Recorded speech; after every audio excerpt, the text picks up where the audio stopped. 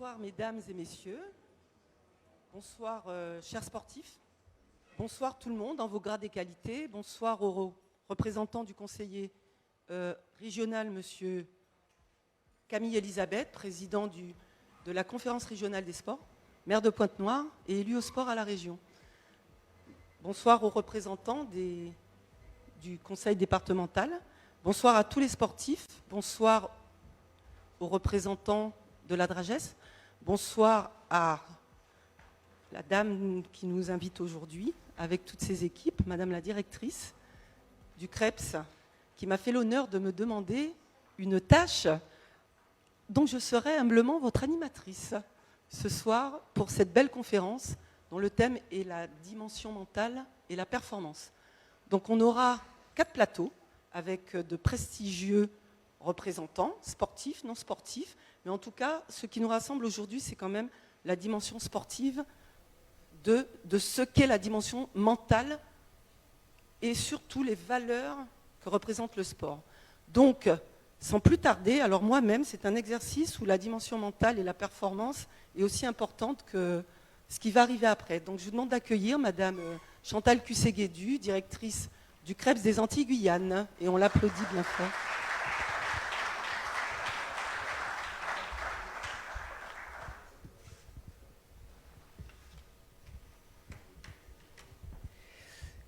Bonsoir à toutes, bonsoir à tous, en vos grades et qualités, vraiment, en vos grades et qualités, je sais que nous avons parmi nous un élu, mais toutes les personnes qui sont assises là et qui vont intervenir sont des élus.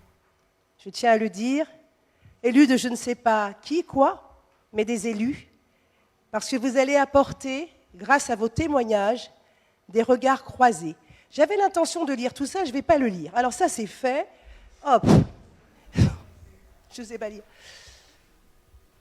Je tiens à remercier, avant de commencer, quelques mots d'ouverture pour aller très vite. Je tiens à remercier toutes les équipes du CREPS, je dis bien toutes les équipes du CREPS, qui ont rendu cette soirée, cet échange possible. Tout particulièrement l'équipe de formation et tout particulièrement dans cette équipe de formation, le département, entraînement, vie de l'athlète, M. Franck Fifis, qui en fait largement partie, et grâce à qui, parce que nous avons eu une conversation très banale, nous nous sommes croisés, nous avons parlé, il m'a donné une idée, j'ai dit je prends l'idée. Oui, effectivement, la dimension mentale dans la performance sportive. Oui, c'est vrai, le CREPS a mis en place une série de formations, de séances de formation pour les coachs, pour les entraîneurs, parce qu'au-delà de la préparation physique, on sait ce que c'est, préparation physique, performance. Va faire tes pompes, va faire tes abdos, fais tes 15 tours, etc., etc., et on est bon. Et puis on s'est dit, mais non, il n'y a pas que ça. Il n'y a surtout pas que ça. Que devient la tête dans tout ça? Que faire de la tête dans tout ça? Et il y a des petites choses qui m'ont un jour un peu interpellée. Un documentaire avec Teddy Riner. Teddy Riner accroupi, affalé au sol. Ce géant, cette montagne, affalé au sol comme un enfant. Et sa psy en face, à genoux, à côté de lui, pour lui dire non, on lâche rien, on y va. On y va.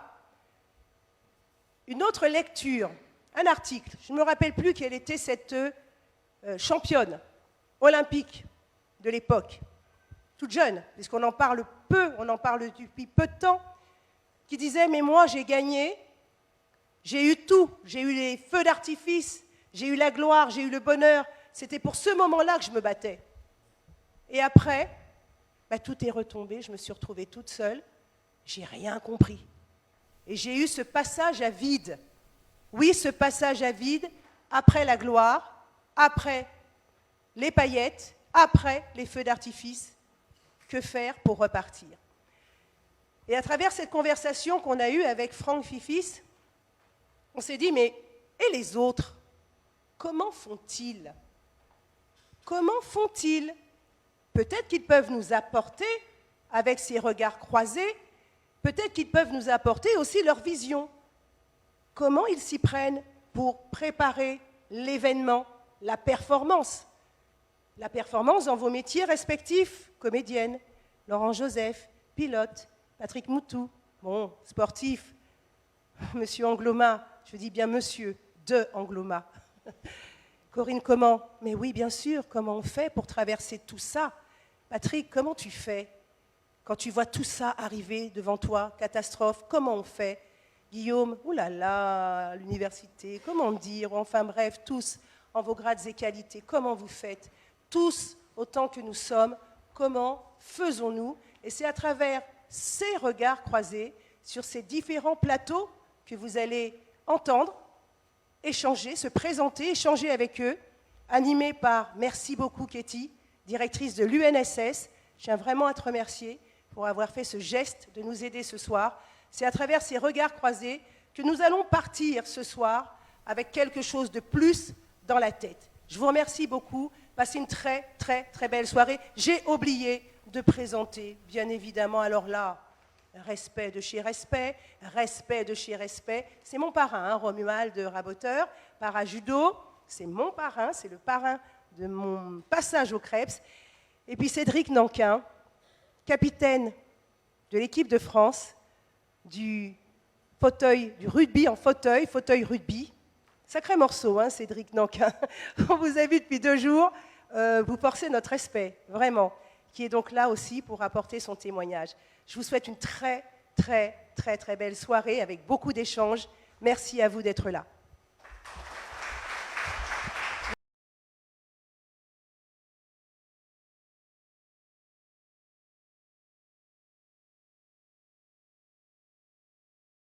Le premier plateau, et on appellera les invités, l'incertitude. L'incertitude. Voilà. C'est la copie.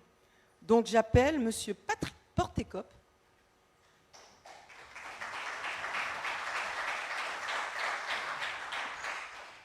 Directeur du SAMU et médecin urgentiste. J'appelle ensuite Monsieur François Guibourdin. Windsurfer, je l'ai dit avec l'accent, windsurfer. Et skipper à Guadeloupe Grand Large, pardon. Et j'appelle aussi Monsieur Mathieu Forbin. Alors, j'allais dire armateur, mais en fait skipper et constructeur de chantier naval. On peut encore les applaudir.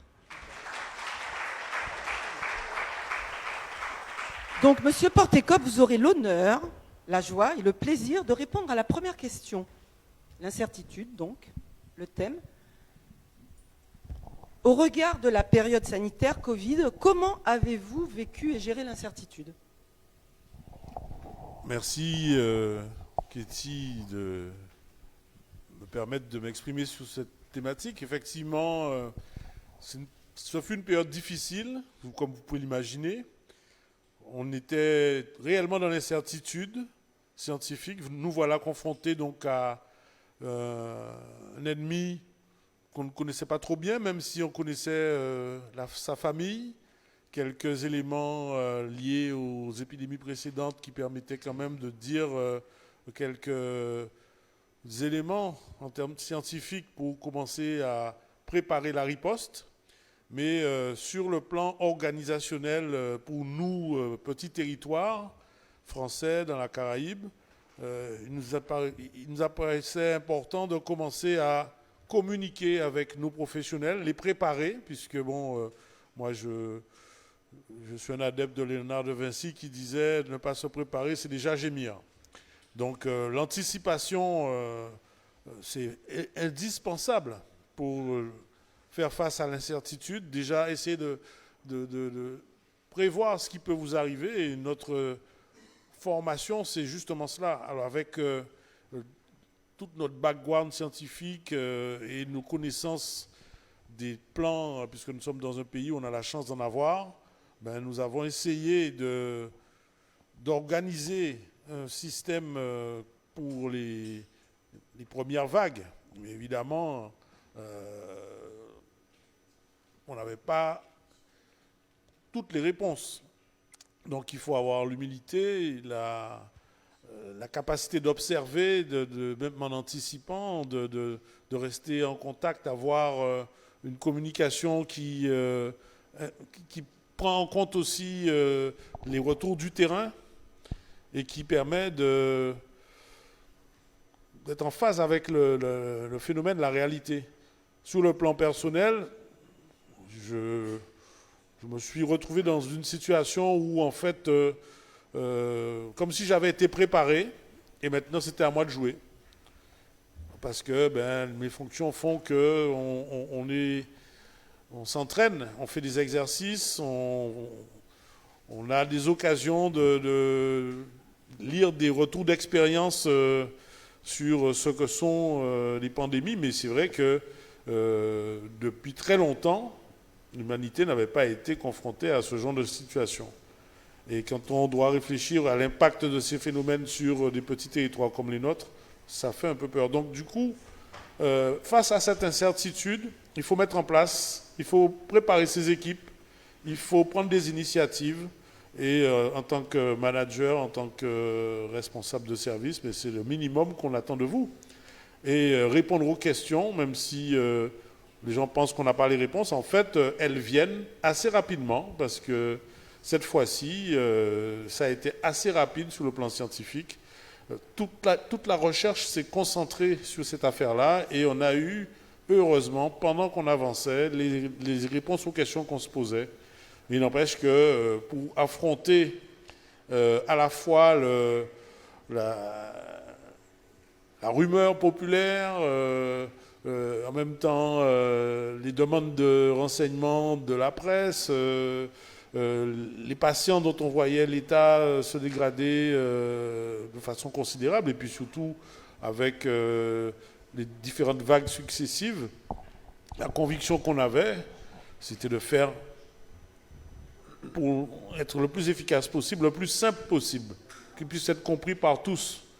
Et donc, devant l'incertitude, il faut avoir des idées claires, ne pas essayer d'aller trop loin, il faut faire des choses simples, les unes après les autres, de la méthode, de l'organisation, et être capable de se remettre en question, retourner aux fondamentaux, et être capable de faire ce qu'on dit. Si on veut que le système fonctionne, il faut effectivement montrer l'exemple, être exemplaire et donc rester en phase avec le terrain. Je pense que cette incertitude, elle a vraiment, jusqu'à un certain stade, rythmé notre vie.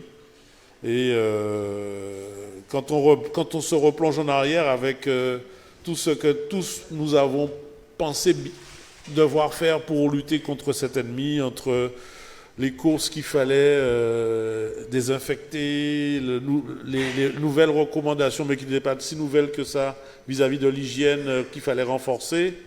Ce sont des mesures qui sont simples, mais on les avait oubliées. Donc, comme je le dis, face à cette incertitude, on remet en place beaucoup de bon sens. Et pour commencer, des choses toujours simples. Pas besoin d'être très savant, et en fait, les pays qui ont peut-être moins de structuration de leur système sanitaire que nous, s'ils ont tenu, c'est certainement parce qu'ils ont fait preuve de bon sens et qu'ils ont remis en place des connaissances, des pratiques ancestrales, bien évidemment renforcées par le monde scientifique international, s'ils ont eu accès. Mais en ce qui me concerne, j'ai essayé d'être objectif et faire simple. Voilà. Merci beaucoup, Monsieur Portécop. Donc, je demandais qui mieux que vous peut se présenter face à une foule nombreuse. Eh bien, vous allez vous présenter vous-même. Je vous demande d'accueillir Monsieur Moutou, qui nous a rejoints sur la scène. Et profitez-en, présentez-vous. Et puis, on peut vous demander la même question, mais un petit peu quand même différente. C'est-à-dire, comment, dans votre parcours, avez-vous vécu l'incertitude ? Bonsoir, donc je suis Patrick Moutou. J'ai fait 30 ans d'aviation commerciale, et notamment comme commandant de bord sur un Airbus A350. Alors l'incertitude, bien sûr, elle existe en permanence chez nous, puisque nous sommes confrontés à tellement de paramètres, paramètres humains, bien sûr, paramètres techniques et paramètres naturels, la météo, par exemple. Nous sommes formés et entraînés pour faire face à cette incertitude. Alors, cette incertitude, bien sûr, qui va déclencher et qui va provoquer un stress. Et donc, ça va être la maîtrise du stress. Alors, comment est-ce que dans l'aviation, on a appris à gérer tout ça? Alors, c'est suite à un très grave accident qui remonte à mars 1977 sur l'aéroport de Tenerife. C'est d'ailleurs la plus grosse catastrophe aérienne de tous les temps. Deux 747 vont rentrer en collision sur ce petit aéroport de Tenerife et faire 583 morts. L'analyse de cet accident montre que ce ne sont pas des facteurs techniques, mais ce sont surtout des facteurs humains. À partir de là, on va commencer à se pencher sur comment travailler sur le facteur humain pour éviter ce type d'accident.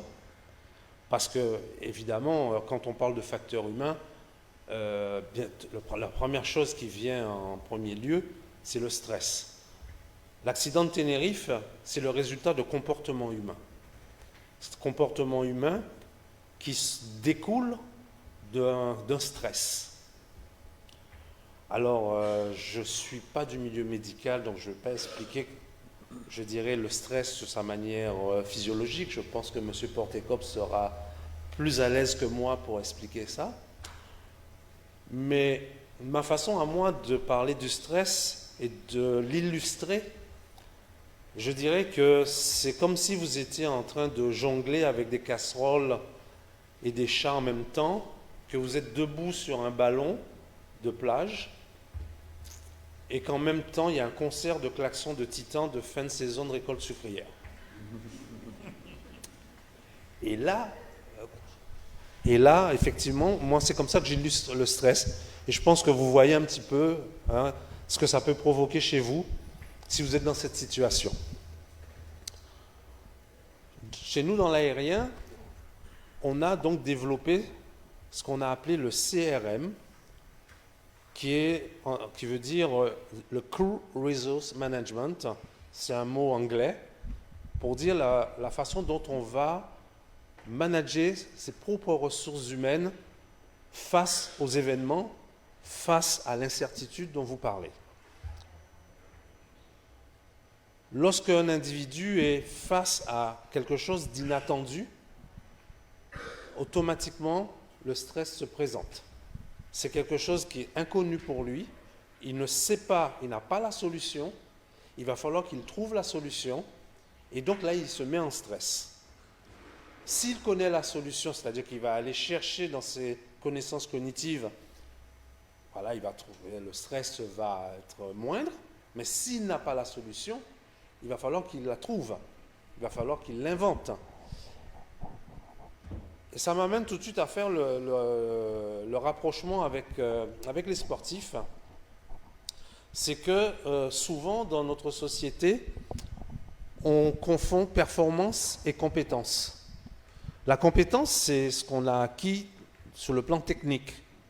Un sportif, un footballeur, eh bien, il a sa technique, il l'a apprise, il connaît, il sait comment faire. Ça, c'est sa compétence. La performance, ce sera la photo du jour. Ce jour-là, pour cette finale de la Coupe du Monde, face à l'Ukraine, eh bien, il va falloir être performant. Et la performance, comme le disait tout à l'heure notre hôte, c'est le mental.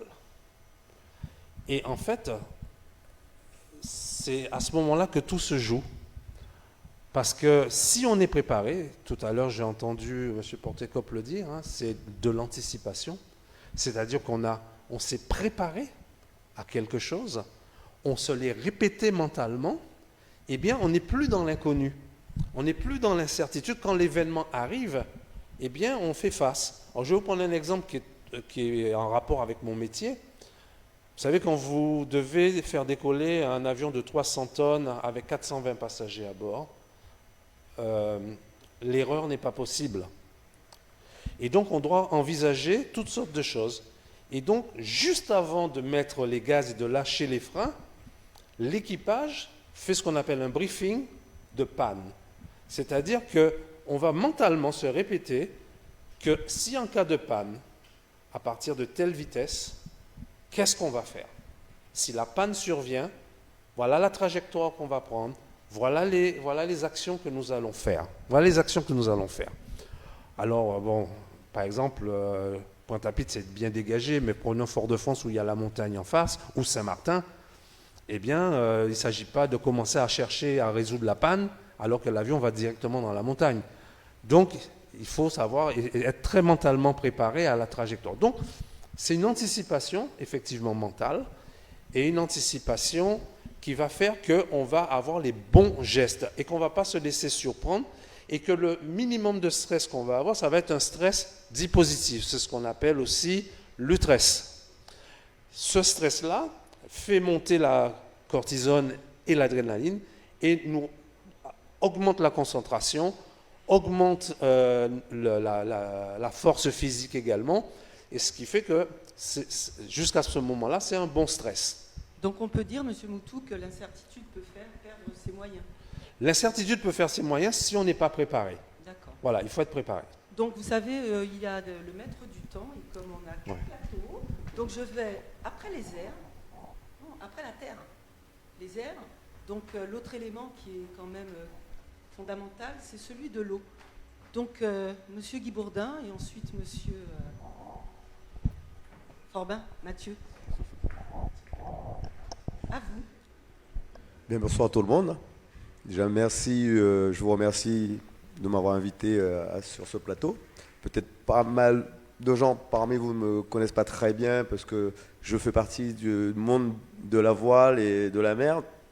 Ça fait quelques années, depuis les années 70, 80, 90. Forcément, peut-être pas mal de gens ne me connaissent pas. Le milieu que je maîtrise, c'est, comme on dit, l'incertitude aussi. Parce qu'aujourd'hui, tout ce qu'on réalise dans notre milieu, il y a toujours l'incertitude. Face à des éléments qui ne sont jamais stables, des éléments qui sont toujours variables, forcément, l'incertitude est toujours là. Mais, avec un peu plus d'expérience, on arrive à maîtriser. Mais on maîtrisera toujours avec toujours un risque. Pour revenir un petit peu à mon histoire, c'est qu'aujourd'hui, j'ai eu pas mal de pratiques, parce que je suis véliplanchiste comme on m'a présenté au début. J'ai été quand même 12 fois champion de Guadeloupe dans cette activité. Le véliplanchiste veut dire planche à voile, où on va fréquenter ou affronter des éléments assez violents.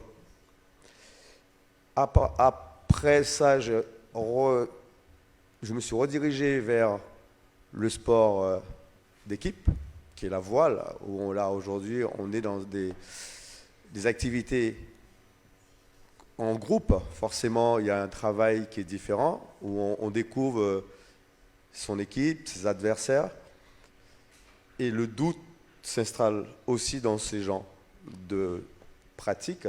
Et le doute, c'est quand on est en équipage, forcément, on doit découvrir, compatir, surtout faire avec une méthode pour qu'une équipe reste toujours soudée. C'est vrai que le stress sera toujours parmi cette pratique, parce que c'est une pratique où dès qu'on est en équipe, on le sait, des sports d'équipe, mais c'est un sport d'équipe plus des éléments. On est quand même avec des activités où on est tributaire de l'élément principal qui est l'air, où on affronte la mer. La mer, c'est toujours un support qui n'est jamais lisse. Pour certains, on pense qu'une mer, c'est lisse, mais la mer, c'est ondulé, parfois plus que prévu. Et aujourd'hui, avec notre technologie qui existe, on arrive à prévoir.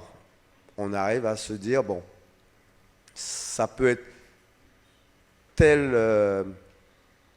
ondulation, la mer peut être élevée, mais on le voit arriver, on l'anticipe. Le stress restera toujours devant notre visage parce qu'en fait, par exemple, une activité qui est la voile au large, parce que la voile d'équipe, on est sur des journées ensoleillées, on n'est pas dans les moments où on gère visuellement, mais j'ai pratiqué aussi ce support qui est un support très dangereux, il faut le savoir, qui est vraiment stressant, c'est la voile au large, la course au large. Naviguer seul, c'est une pratique qui est très difficile, mais il faut forcément l'entraîner, il faut le répéter, il faut être capable de venir dans ces moments les plus difficiles, se remettre sur pied, c'est-à-dire remettre de l'énergie dans le mental, parce que seul, dès qu'il y a un problème mécanique ou un problème médical, parce qu'il n'y a pas que le mécanisme, le matériel qui peut souffrir, le skipper peut aussi se trouver fatigué. Il faut savoir trouver de l'énergie à ce moment-là, il faut savoir se vider la tête, parce que forcément, le mental, c'est quelque chose, dès qu'il est trop chargé, dès qu'il est trop rempli d'informations, il devient difficile à contrôler. Et le stress, on reprend encore de la hauteur. J'ai la chance d'être préparé par le CREPS, à l'époque avec M.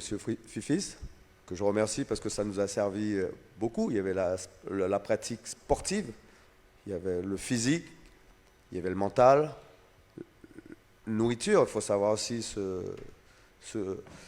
nourrir convenablement, parce que quand on est en mer, ben, on est fatigué parce qu'on dépense énormément.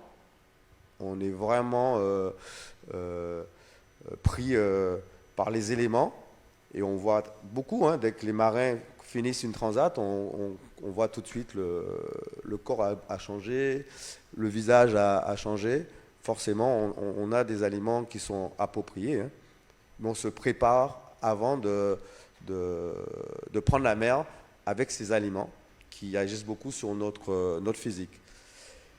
Et la course au large, ça nous amène beaucoup de choses, parce que le côté stress et le côté mental, qu'on arrive à terre, forcément on grandit. C'est vraiment une activité que je conseille, parce que la nuit on ne voit pas devant nous, forcément on avance dans le vide, mais ce n'est pas un vide, c'est un vide qui est contrôlé. Le stress, il est toujours devant. On doit éviter les accidents, on doit apprendre à dormir, parce qu'on n'a pas la vie belle à bord, on n'est pas en train de dormir complètement, mais forcément les nuits sont très agitées, parce que la nuit c'est le moment qu'on est peu en train de dormir, et la journée on peut faire plus de sommeil. Je vais intervenir pour vous, parce que là vous avez parlé effectivement de la notion d'équipe, un tout petit peu, parce que parfois il y a la course en solitaire, mais en fait on dit souvent qu'il n'y a pas de marins, il y a les marins et il y a les autres, c'est-à-dire ceux qui vivent sur la terre. Et sur la terre, il n'y a pas de marins s'il n'y a pas de bateau, s'il n'y a pas les constructions, ce qui nous permettra de faire la transition avec Mathieu, qui lui est les chantiers Forbin, n'est-ce pas? Donc qui est constructeur, et puis aussi l'équipe que vous avez formée dans une course au large. Donc Mathieu, si tu peux nous dire ton regard croisé sur l'incertitude dans ce domaine. Et bonsoir à tous. Merci de m'être invité. Je vais me permettre de remercier M. Portecop qui est à mes côtés, parce que j'ai été Covid et son équipe m'a sauvé, et je tenais à le remercier. Sur cette partie, j'ai fait de belles choses. M. Franck Fifis qui est là, il y a un certain nombre de personnes. François-Guy Bourdin, qui est sur ma main droite, que j'ai vraiment côtoyé pendant le Guadeloupe Grand Large. Et j'ai noué une relation d'amitié. Et François, c'est quelqu'un que j'apprécie et je venais encore le remercier. Mais tout ça, pour vous dire qu'au niveau mental, il y a eu un gros travail qui a été fait. Je suis constructeur de bateaux, mais je vais vous expliquer qu'avant de construire des bateaux, je suis un passionné de la mer.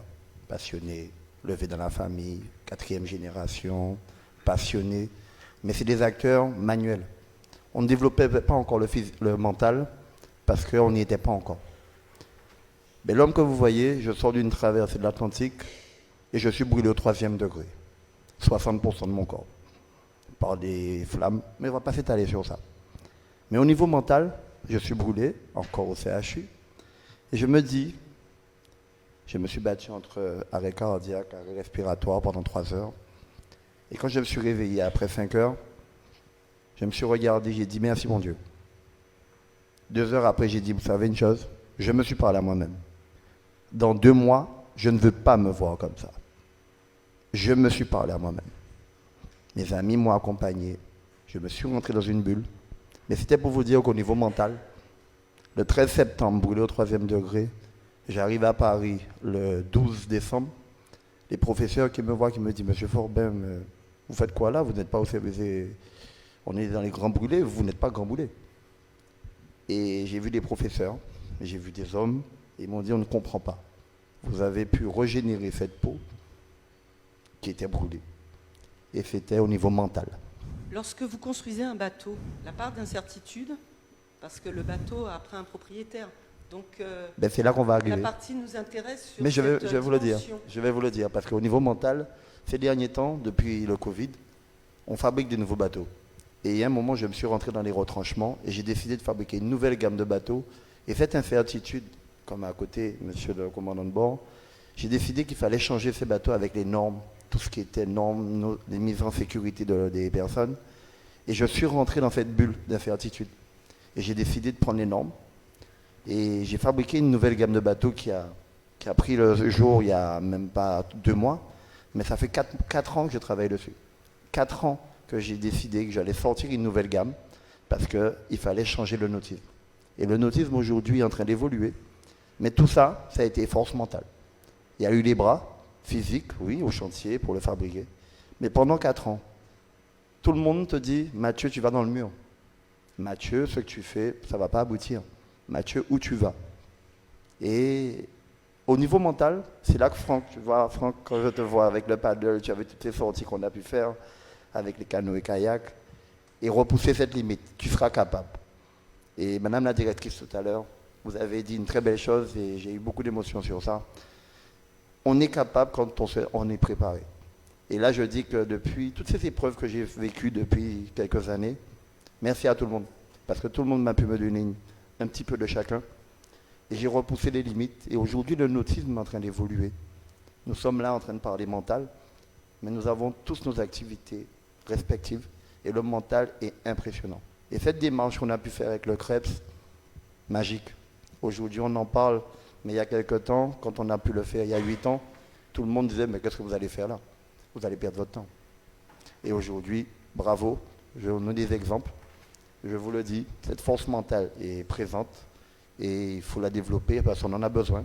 Le monde que nous vivons aujourd'hui, c'est un monde qui demande à être réactualisé. On le voit tous dans nos métiers. Et franchement, on ne peut que continuer. Je dis au CREPS, bravo, continuez sur ça parce qu'on en a besoin. Donc Merci. on va pouvoir faire cette transition, parce que, en quelques mots, l'incertitude peut nous faire perdre les moyens, mais si on est préparé, mentalement, physiquement, donc on peut s'en sortir. Donc 4 plateaux, comme on l'a dit, on va passer au deuxième, une transition, peut-être des questions. Oui, tout à fait. Des questions dans la salle. On va faire passer ce micro. Franck ?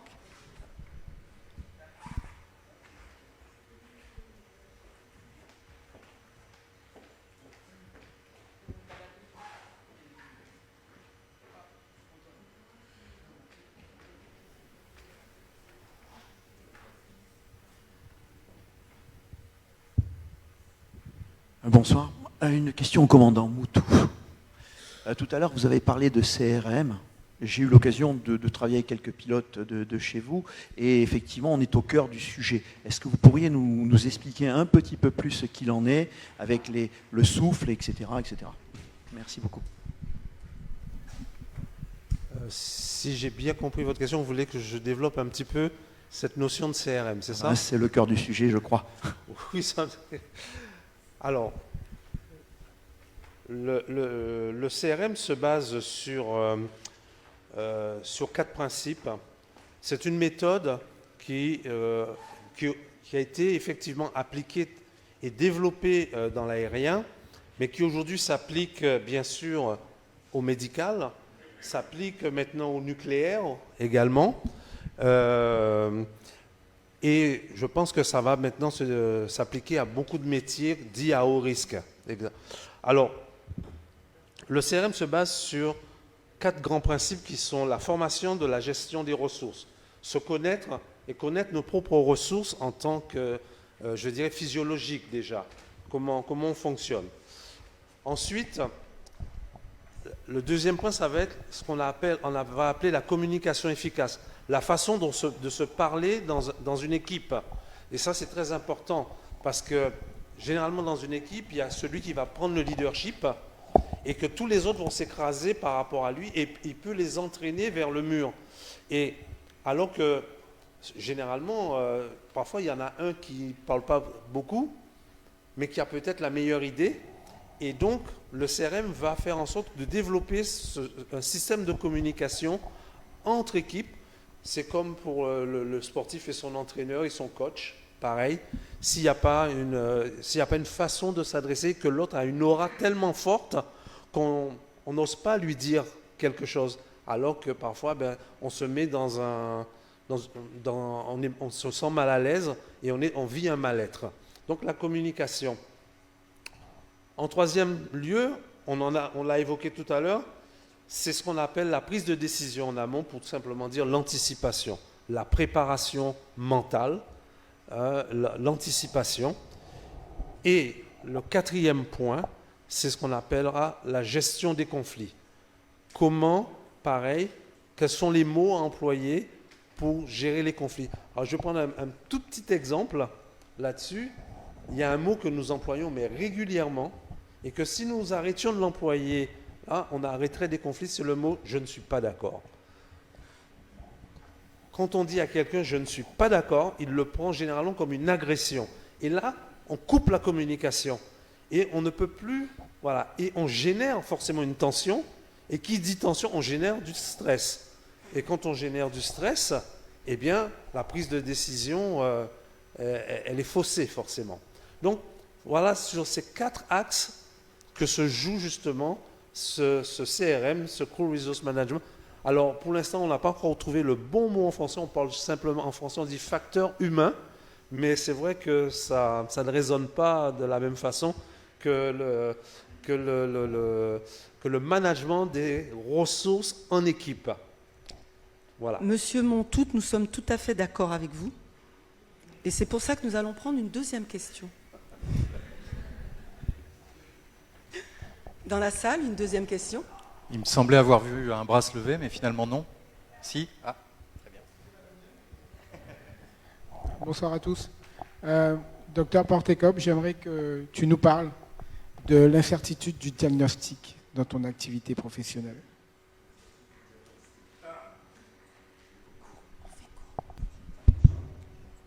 Le diagnostic, déjà quand on est dans son élaboration, on est obligé de faire plusieurs hypothèses.